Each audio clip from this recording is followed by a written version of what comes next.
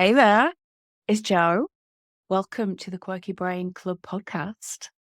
I'm really excited because I'm back. The podcast has a new name, a slightly refined focus, but we're still going to be talking about all things quirky business and shiny business, how to build and run and grow your business in a way that is going to be sustainable for you, using non-icky sales techniques, using non-icky marketing techniques, using streamlined systems that are going to allow you to connect with your audience, to bring in income, and do it whilst being able to sustain your life force and your energy. I'm really excited to get into this.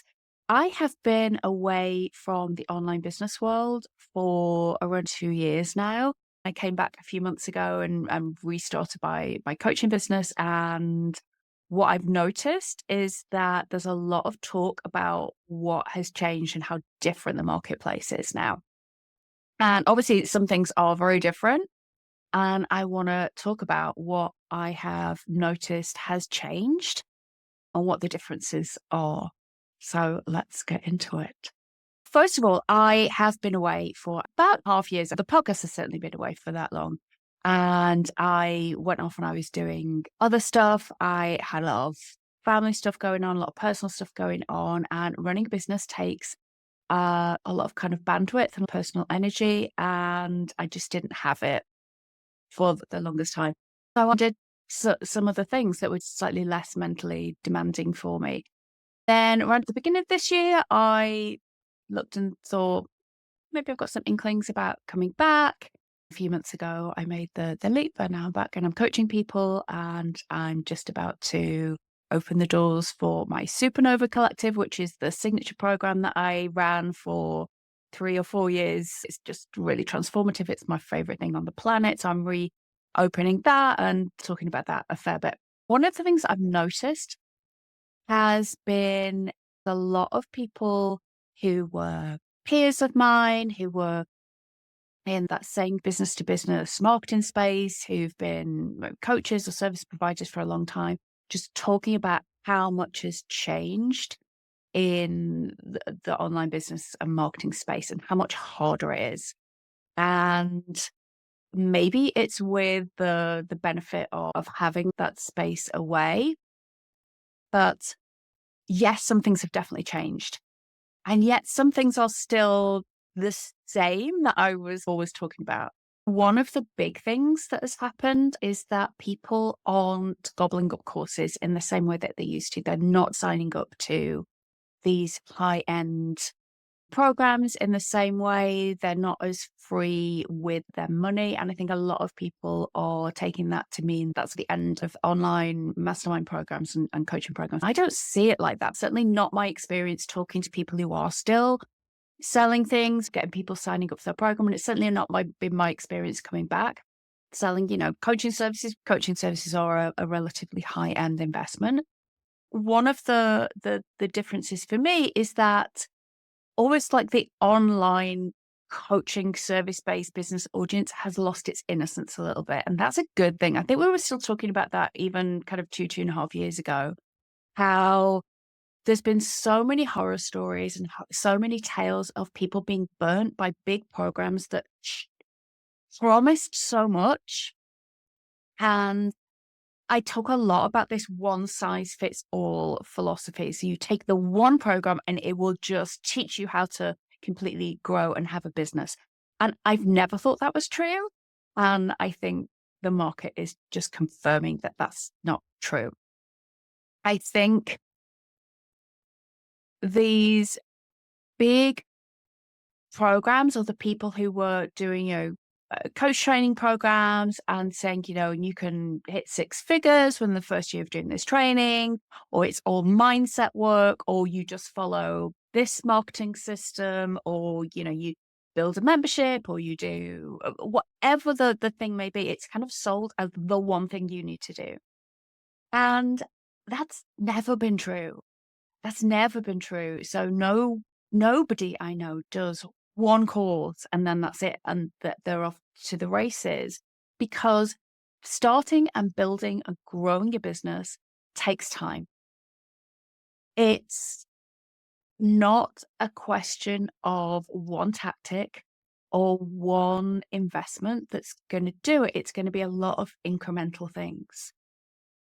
I think another thing that's happened is people have witnessed the platforms changing in real time. Now, this is where I have an advantage of being a dinosaur in internet terms, because I've been doing this now for 15 years, which is a long time. And so, yeah, I've seen people, I've had really good friends who built fantastic businesses based around having a successful blog, and then suddenly that stopped and that declined. Or built their coaching business, and all the marketing that they had to do was having an engaged Facebook page, and they would get literally hundreds of thousands of likes and followers on their Facebook page, and they could fill out their programs based on that. And then Instagram, Facebook changed their algorithm, and that marketing channel just went overnight. Suddenly, people who'd been selling out courses with absolute ease, suddenly it went. Same with Facebook groups, people who had really engaged large Facebook groups. I think just because everything became noisier, and there's probably more more demands on our attention. So I see a similar thing that's happened with Instagram over the past couple of years.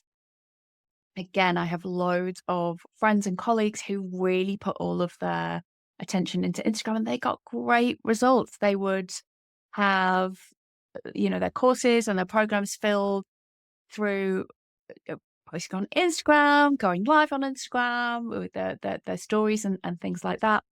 And Instagram Meta changed the algorithm, and posts that, I have friends who said, a couple of years ago, even a year ago, they could put something up and something might get 300 likes. It's now getting 30 or 40 likes.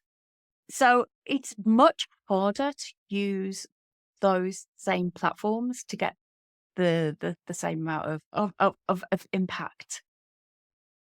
And so I think for a lot of people, this sends them into panic mode, and it becomes a bit kind of the sky is falling, the sky is falling.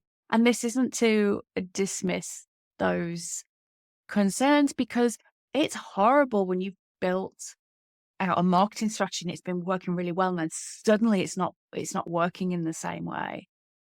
And unfortunately, that's part of being in business, is my experience, is being able to shift and to pivot, and not having everything in one kind of digital basket. I think so. I think that's something that's changed the algorithms, the way that social media is used. TikTok is now a much bigger thing for business than it was just a couple of years ago. And I don't know if this is still true, but I know that a couple of months ago, I saw somebody talking about how if you want to build your TikTok presence, for example, what you need to do is post for a minimum 3 times a day. Was it 5 times a day? It's only multiple times a day, every day for at least a month. And then you can drop it down to 1 or 2 times a day. Because if you do it kind of 3 times a day, every day for a month, then chances are that's going to, you're going to go on your, what is it, the view page or the front page, and that's going to get picked up, and that's going to start to be bringing you in followers. Now that's an awful lot of heavy lifting if you're trying to build something from scratch. Now, my approach has always been taking social media with social media's always been a kind of secondary, maybe a thirdly marketing strategy, certainly for my business, and what I tend to recommend for folks. Partly because, unbeknownst to me, I was neurodivergent, I was autistic and undiagnosed ADHD, and I didn't know that. And so that, I think sometimes that sense of being perceived, and that tendency towards rejection sensitivity dysphoria, which I may do another episode on, meant that I just didn't like social media as much as I think some of my peers, who quite often were younger as well, but who just seemed to really enjoy it. It wasn't something that I enjoyed. I enjoyed it for making connections and having conversations in DMs with people, but more often kind of peers. then really as a method for getting clients, my main method has always been content marketing, things like podcasting, appearing on other people's podcasts, using my email list. And so that's always been the kind of bedrock of my business and what I generally kind of say to others, is a kind of a steadier tortoise approach. If you think of the tortoise and the hare, tortoise approach to building your business. So I think that's definitely something that has changed.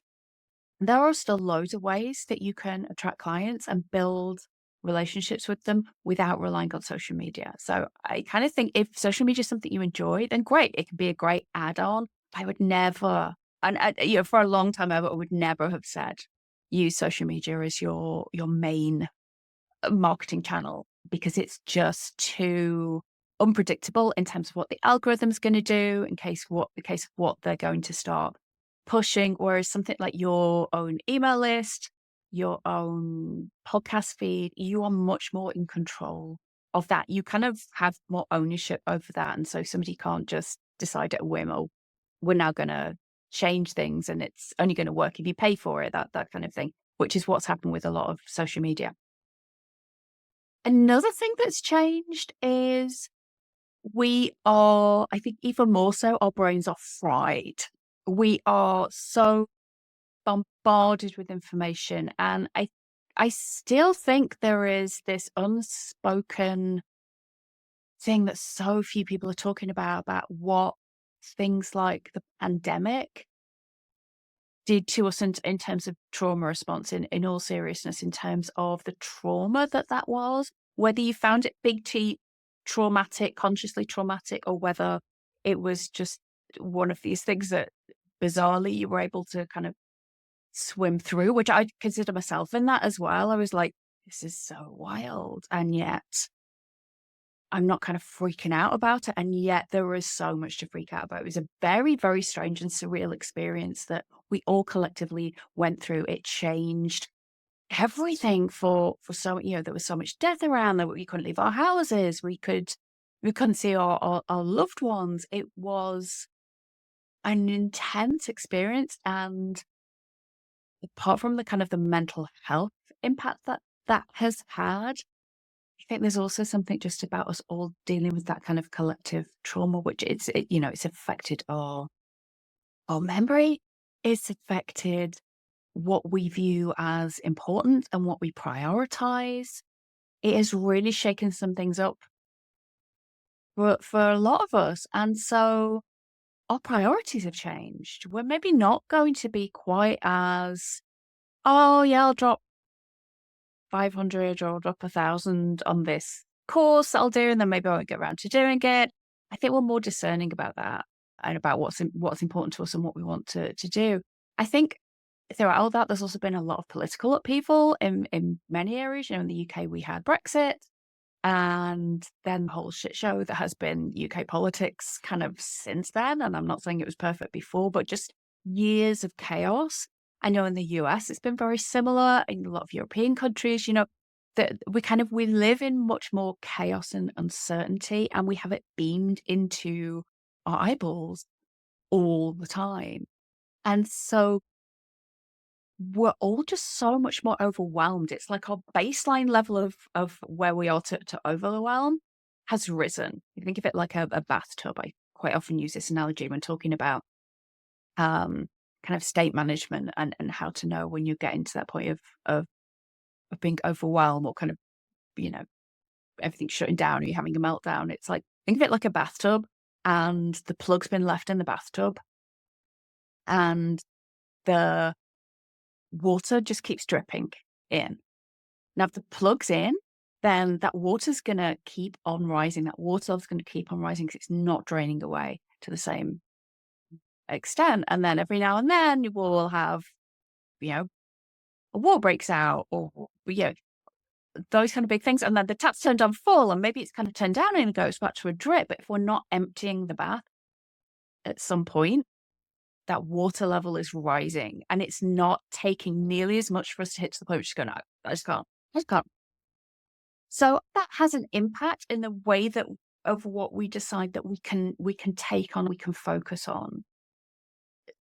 So whereas before people maybe felt they had more capacity to take on, maybe it's extra training, or maybe it's working with somebody, maybe it's putting that bit of, oh, I'm going to learn this thing. I think we genuinely don't have the same capacity anymore. So that means not that people aren't still wanting to build businesses or make shifts in their lives or get therapy, or I think it's just people are they need to be much clearer on what they're getting and why it's important for them. So rather than it just being, yeah, I'll take a punt on that. I think to be able to get people to kind of think, yeah, I'm gonna put I have limited emotional resources, I have limited energetic resources. So I'm only gonna put them into things that I'm really clear what I'm likely to get out of this.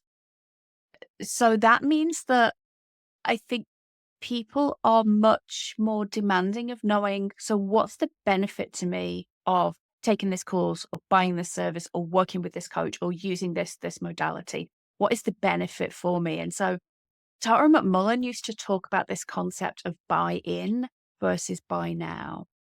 And I think for a long time, many service providers, many businesses were able to get away with buy-in. And buy-in is that kind of, "You like this brand? They're great. I like their vibe," as the young people would say. I get some useful information. I like being on their email list. And every now and then, if I'm feeling a bit flush or I'm feeling like, just kind of trust the vibes of this person, I'll buy from them. You think now people are much more needing and demanding of the buy now. Why should I pay for this now? Why should I invest in this now? And buy now is that much more tangible thing of, here's what will change, here's what you will get, here are the benefits, and here's how it relates to you. And they've always been really good kind of marketing principles to bear in mind. I think it's very easy to fall into, especially if you do something that's quite kind of intangible. You do coaching, you do healing, you do therapy, you do courses to kind of, you can't get by on the vibes in the same way as before. So you need to be drilling down much more into, here's what you, my potential client, will get out of this. Here's the benefit for you. So I just think it's a sharpening of what we need to do. That can be tough, but people are still definitely buying and they're still definitely investing. They're just maybe doing it with that bit more of discernment, and they need to be they need to have a lot more clarity on what is they're going to get out of things in order to do that. I don't believe it's true that people aren't investing large sums. If people are, if they can see a benefit, then they're going to invest in something if it's worth their while, and if it's priced at a point that the kind of the value exchange is good enough. So I think what has happened is some of the, in my opinion, kind of ridiculously priced courses, which were lots of vibe space, lots of, it's 20 grand, come work with me and come be a boss lady and those kind of things. I think they're harder to sell because people are certainly over the whole boss babe, boss lady thing.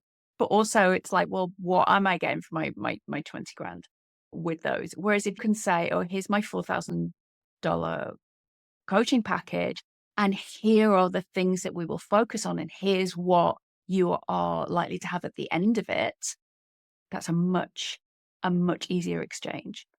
Also, what's happened is a lot of those big kind of courses and some of those coaches who were charging a lot, there is a whole slew of reputational damage that has gone on.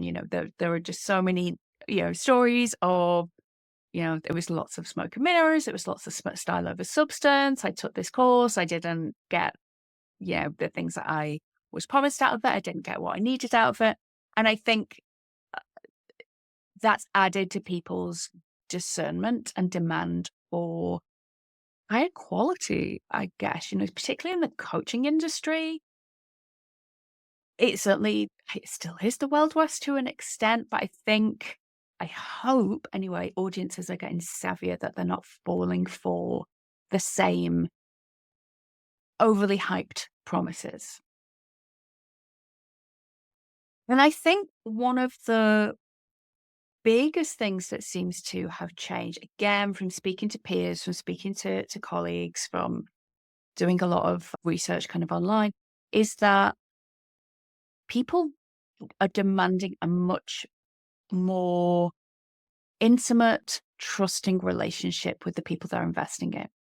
So rather than it being, oh, this is a course and you're going to be one of 300 people in this course, they're, they're seeking a much more hands-on, intimate, trusting relationship with people. And that's a good thing. That's a good thing for you if you are, a service practitioner, if you're a small business, because that's something that we can do that doesn't cost any money. That's something that we can do, and we have an advantage over the big guys with their teams of hundreds or their teams of, a dozen and all of their affiliates and things, is that us small little businesses, we we can build trust. In some ways, our currency is trust and building that intimacy and allowing people to get to know what we're about and sharing our values and sharing our experiences and our, which I know is such an overused word. And I think for a while, authenticity was kind of code word for, I'm going to say some really unpleasant opinions, but I'm just being authentic. Yeah, I'm just being honest. And it's like, well, actually, authenticity is about much more than it's about being able to sometimes show your vulnerability. Sometimes say, look, this is my opinion, this is my experience, these are my thoughts on it. If that's something that you vibe with, then let's have a conversation. Or this is how I present. I am not going to pretend to be professional in a suit if I'm not professional in a suit. I'm not going to pretend to be someone who, looks great in high heels and a little sheath dress. I will fall over. I cannot wear heels. I've not worn heels since I think 1980. It's just something that, in terms of being authentic, being quirky, being neurodivergent, being somebody who is outside of that whatever's considered the norm, professional, I think that actually can work to our advantage because people are so over sameness.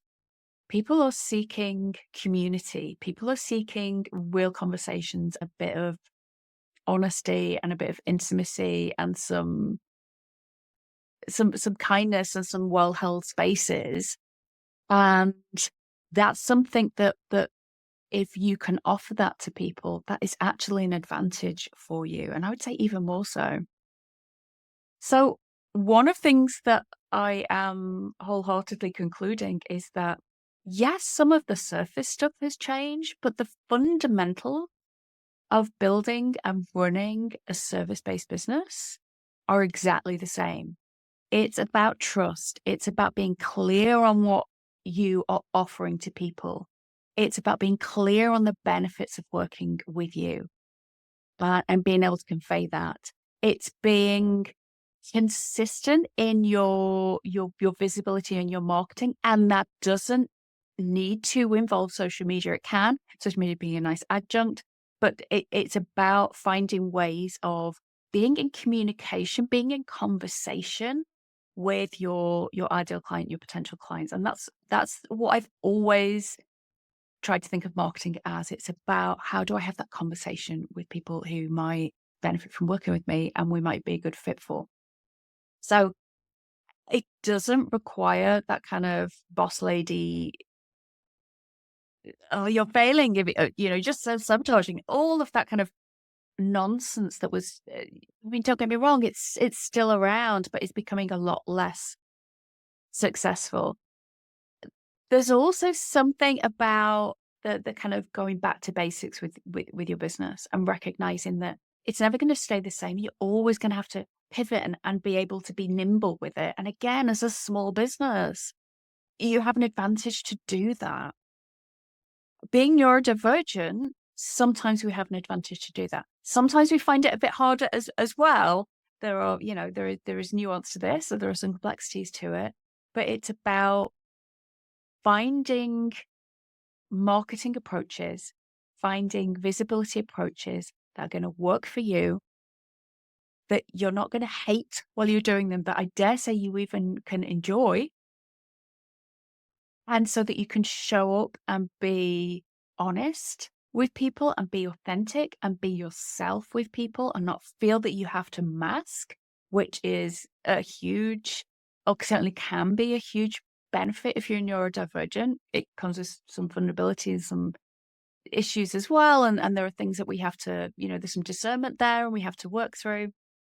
But being able to show up as a rounded being people can connect with, that people can have that human to human connection with. That is the fundamentals of building a sustainable business. Alongside that, it's about, you price things in a way that is going to allow you to thrive, is going to be able to be sustainable for you. It's about having simplified marketing systems so that you're not trying to do 300 things in a week. You have one or two things that you're focusing on and you can do them consistently. It's about having clarity in your message, or it is that you're offering to people, and having the confidence to be able to explain that, not in a boastful or showy way, but in a grounded and confident way. And it's those business fundamentals this are what are going to carry you through every single time.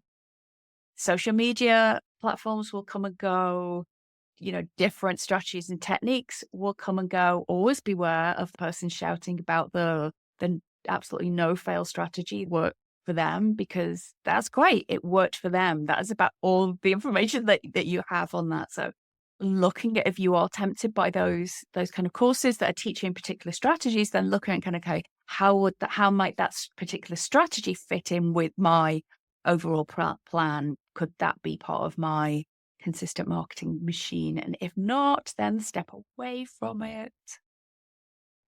And that's it. I think, yes, some of the surface stuff has changed. The market has changed. Some of the means of communication has changed. And yet the fundamentals haven't shifted at all. I think they've actually just deepened. That being able to be honest, to be authentic, to build trust, to be clear on what it is that you're offering to people, to be clear on what the benefits are of working with you. All of that has just become important. And some of the flashier surface stuff has become less important, which is great, because I will never forget the time that I said to my mastermind group, "Oh, I haven't the energy to learn Periscope right now." And something like 3 months later, Periscope wasn't. It's like sometimes it's great if you all these people like me just kind of go, "Oh, I haven't the energy to learn the thing." That's great. You focus on the fundamentals. That's what's going to get you through. It's really nice to be back. It's really nice to be talking to you, and I would love to hear from you. I would love to hear your opinions on this. I would love to hear your experiences on this. And I will speak to you very soon on this episode of the Quirky Brain podcast. And I look to speaking to you soon on the next episode of the Quirky Brain Club podcast.